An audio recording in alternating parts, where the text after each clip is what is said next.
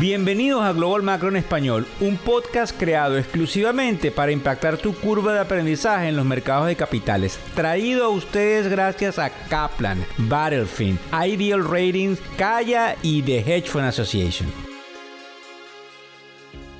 Miércoles 10 de mayo del año 2023, ya ustedes saben, buenas noches, buenas tardes o buenos días, dependiendo de donde nos están escuchando. Muy contentos, vamos a hablar de tres partes fundamentales en el podcast de hoy. Vamos a hablar del Consumer Price Index, son las 10:03 de la mañana, esto salió a las 8:30 de la mañana hora del este de los Estados Unidos. Vamos a hablar de las ganancias bancarias exorbitantes, además, eso salió en el Financial Times, además de la caída interesante en el primer trimestre de las viviendas en los Estados Unidos, algo que rompe récord durante los últimos 10 años. Vamos a ver cuáles son esos mercados donde ha habido mayor caída. Ya de plano les digo, no fue en Miami. En Miami tenemos un mercado muy robusto por algunas de las cosas que inclusive discutimos en el programa de televisión de este fin de semana, y vamos a tocar el tema de por qué nos importa. Lo que vamos a comenzar diciéndoles hoy es que voy violento, rápido, para que ustedes tengan conciso lo que ha venido pasando. Recuérdense que algunos de ustedes nos oyen luego en la tarde cuando tienen el tiempo de ver lo que venimos haciendo. En el caso del CPI, que es como se pronuncia el Consumer Price Index, lo interesante aquí es que modelábamos que estuviera en 0.4% en abril, hizo lo mismo, pero la inflación bajó al 4.9%, ubicándose por primera vez por debajo del 5%, lo que indudablemente es positivo. Nosotros vamos a ver en un momentito cómo están los mercados y les voy a explicar algo que cambia ciertas expectativas, al menos en el corto plazo, porque a pesar de que venimos cabalgando con un fantasma que aparece y desaparece, que es el miedo de recesión, algunas cosas pudiesen indicar algún tipo de panorama positivo por algunos días. Vamos a ver qué otras cosas suceden desde el punto de vista de crédito. Pero es bien interesante esto porque nos pone un poco, digamos, en sintonía de que las políticas del Banco Central de los Estados Unidos están surtiendo sus efectos, e indudablemente pudiese reflejar de que esa subida de tasa ha llegado a un momento de pausa, que es lo interesante aquí porque nos afecta positivamente a todos. La otra cosa que nos llama la atención, y es el artículo que, como les contaba, está en el Financial Times, es el artículo de las ganancias bancarias. ¿Por qué nos importa? Porque hemos venido de una mini crisis bancaria. Inclusive yo en algún newsletter llegué a atreverme a decir que la crisis podría ser más grande, que se podía salir de las manos. Afortunadamente, durante los últimos 3 días hábiles, empezando el viernes, el día de ayer y el día lunes, observamos que había una estabilización en el sistema bancario. Pero si a eso le sumamos que cuando nosotros ponemos todo en perspectiva, tenemos una subida de las ganancias bancarias de alrededor del 33% cuando lo comparamos año tras año, factorizando las pérdidas y la caída de estos 4 bancos que cayeron: el Silvergate, el Signature, el Silicon Valley y el First, creo que fue el First Republic, sí, el First Republic Bank, porque recuerden, hay otro que se llama First Horizon que no cayó, sino que dejó de hacer la fusión con el TD Dominion Bank, que es el TD Bank, que es un banco de Canadá. Entonces, al haber estas ganancias exorbitantes en la banca, esto borra los nubarrones de que el sistema no está sólido. Y esto obviamente nos quita un estrés de encima. El estrés que vamos a tener probablemente es lo que suceda con el techo de la deuda, que como ustedes probablemente han leído, ayer se reunieron en la Casa Blanca el presidente del Congreso, o lo que es equivalente, el Speakers of the House, Kevin McCarthy, con Joe Biden, que es el presidente, y no llegaron a ningún acuerdo.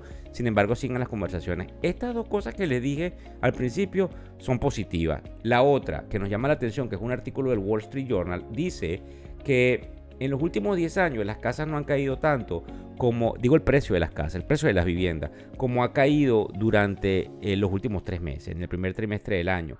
Porque es interesante e importante, porque fíjense, en San Francisco las casas han caído por encima del 14% y en San José por encima del 13%, incluyendo en Austin, Texas, y en un lugar que se llama Boise, en Idaho, que ellos muestran una caída de más del 10%. Esto no está pasando en la Florida o en el sur de la Florida, entiéndase Miami.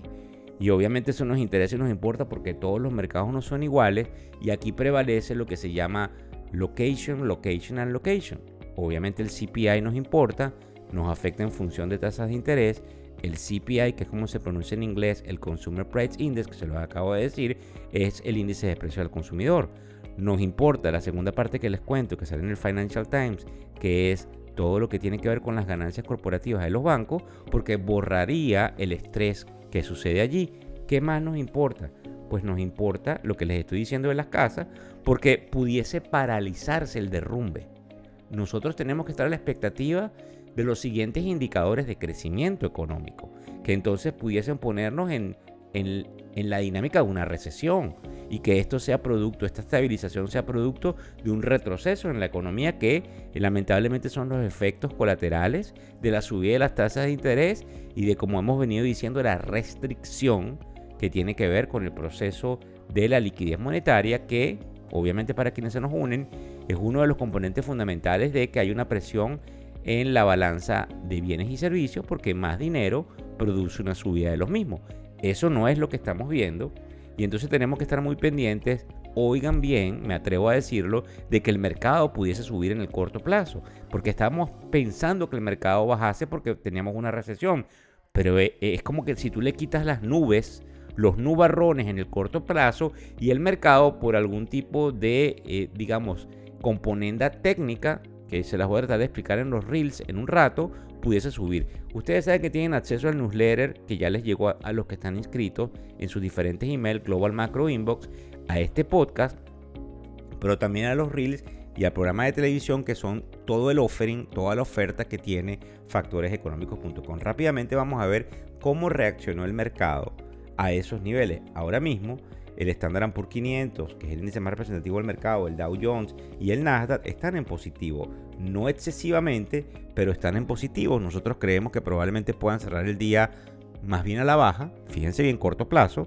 porque mañana sale el PPI, que es el Producer Price Index, que también es interesante e importante porque tiene unas mediciones inflacionarias, pero nosotros creemos que pueden comprar en cualquier momento nuevamente el mercado y llevarlo a ciertos niveles, digamos que en el corto plazo pudiésemos llamar de récord. Para ser más claro, para que me entiendan, en el caso del Standard & Poor's 500, buscar la banda de los 4.350, que serían una cantidad de puntos por encima de donde estamos ahorita. Vamos a ver si llegamos hasta allá. En el caso del general, que es el bono que se mueve por todo esto, pues indudablemente a raíz de esta caída inflacionaria, el rendimiento cae, lo que quiere decir que el precio sube. Eso lo compran, como es indirectamente proporcional el rendimiento al precio, el rendimiento del papel cae a 3.46%, estaba en 3.51 hace un ratito atrás, y eso es interesante. El precio del oil también indudablemente cae por los temores. Aquí es donde está el temor de que caigamos en una recesión, y por eso él viene un poquito hacia atrás. Y en el caso de los criptos, observamos el Bitcoin subiendo alrededor del 2%, producto indudablemente de que se apaciguan los riesgos inflacionarios, se apaciguan potenciales nuevas subidas de tasas de interés, al menos en el corto plazo, y eso tiende a ser positivo. Muchas gracias por seguirnos en todas y cada una de las distribuciones que hacemos en todos estos procesos, de compartir y definitivamente de seguir allí informados día a día. En algunos casos vamos a hacer un poco más conciso. Mañana les tengo unas noticias interesantes por los Reels. Lo estamos terminando de trabajar hoy, y probablemente sorpresas positivas en algo que ustedes pueden de una vez beneficiarse de magnitud completamente gratuita para todos ustedes. Muchísimas gracias por seguirnos, y estamos en contacto con los demás servicios que les traemos en Factores Económicos. El podcast Global Macro de Factores Económicos ofrece una visión global de los mercados de valores, y dicho análisis es producto de la compilación traída por diferentes fuentes de investigación de mercados institucionales. Por motivos y declaración regulatoria, este podcast no debe ser interpretado como una recomendación precisa en inversiones, bien sea en productos y o vehículos financieros. Y además, sugerimos consultar con su respectivo sector particular de inversiones o su equivalente en caso de suscitarse cualquier duda que pudiese derivarse de nuestra fuente informativa. Este podcast es narrado por Víctor Hugo Rodríguez, quien es un conocido profesor y comunicador financiero, cofundador de la plataforma educativa ilafin.com. Muchas gracias.